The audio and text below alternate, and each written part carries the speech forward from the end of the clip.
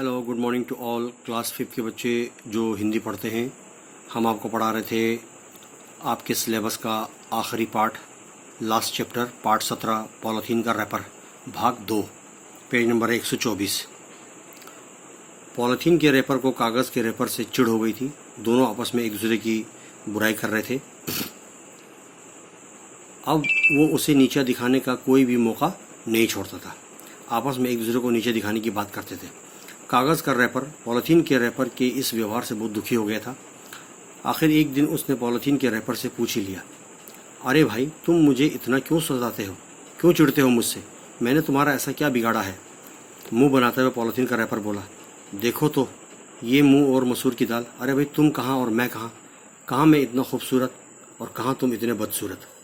इस पर कागज़ का रैपर बोला, बदसूरत ही सही, पर रहना तो अब दोनों को यहीं पर है, इसी स्टोर में रहना है। हर रोज़ मेरा चेहरा देखकर उड़ने से जलने से बेहतर है कि तुम अपने मन के प्रति, अपने मन में जो मेरे प्रति दुर्भाव है, जो बुरे ख्यालात हैं, उनको निकाल दो। मेरी, तुम्हारी और यहाँ रखी सभी चीज़ों की ज़िंदगी अब यहीं कटेगी, एक साथ यहीं रहना पड़ेगा। पॉलीथीन का रैपर ज़ोर से हंसा, फिर मुंह बनाते हुए बोला, तुम्हारा तो पता नहीं, मैं यहाँ रहूँगा। फिर बेचारगी जताते हुए बोला, बरसात तो आने दो, तुम नमी से गल जाओगे, भीग कर ख़त्म हो जाओगे और फिर गल कर किसी कचरे के डिब्बे में पहुंच जाओगे। पर मैं तो बहुत सालों साल यहीं रहूँगा। मैं तुम्हारी तरह गल कर ख़त्म होने वाली चीज़ नहीं हूँ। कागज़ का रैपर समझ गया कि इससे बहस करना, इससे वाद विवाद करना बेकार की बात है। वो चुपचाप एक कोने में पड़ा रहा। कुछ दिनों के बाद स्टोर में दीपू के साथ उसकी मम्मी आई। मम्मी दीपू से बोली, दीपू, तुम अपना बेकार का सामान जो है यहाँ से निकालो, तभी स्टोर साफ रहेगा। बहुत गंदा हो रखा है ये स्टोर। दीपू की माँ ने दीपू से कहा। इस पर दीपू ने अपनी अन्य बेकार चीज़ों के साथ कागज़ का वो रैपर भी फेंकने के लिए एक कोने में रख दिया। फिर दीपू बाहर चला गया। अब आ जाओ पेज नंबर 125।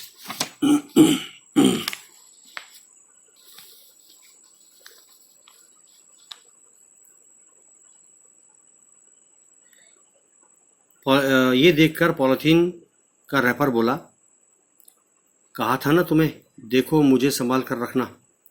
कागज़ का रैपर उसकी बातें सुनकर कुछ न बोला, केवल हल्का सा मुस्कुरा दिया।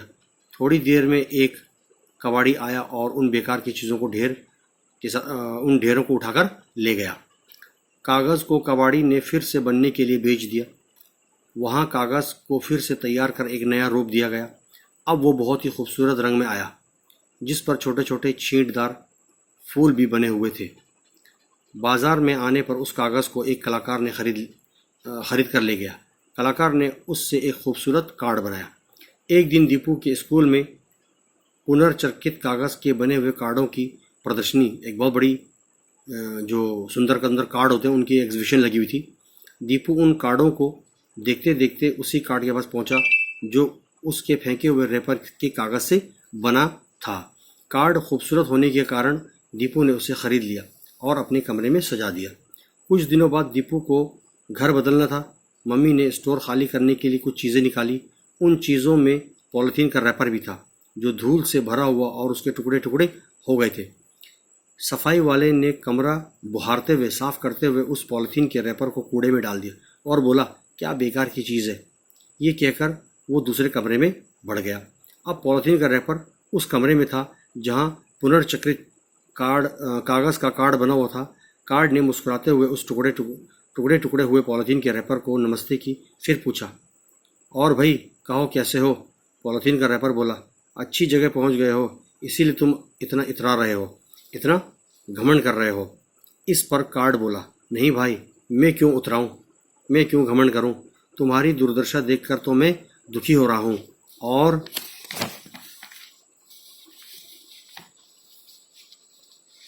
सबसे ज़्यादा तो ये सोचकर मैं हैरान हो रहा हूँ कि मेरी तरह से फिर एक नया रूप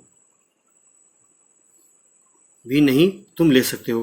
क्या करो भाई, मैं बायोडिग्रेडेबल यानी जैविक रूप से नष्ट होने वाला तो जो नहीं हूँ।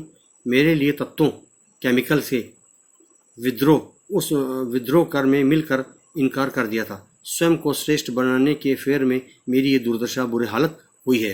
इतनी देर में सफाई वाला आया और उसे कूड़े में से बाहर फेंक दिया। क्या करूं इस बेकार पॉलीथीन के रैपर का, ये तो किसी काम का नहीं है। अब तो सब चीज़ कागज़ का ही इस्तेमाल करना पसंद करते हैं।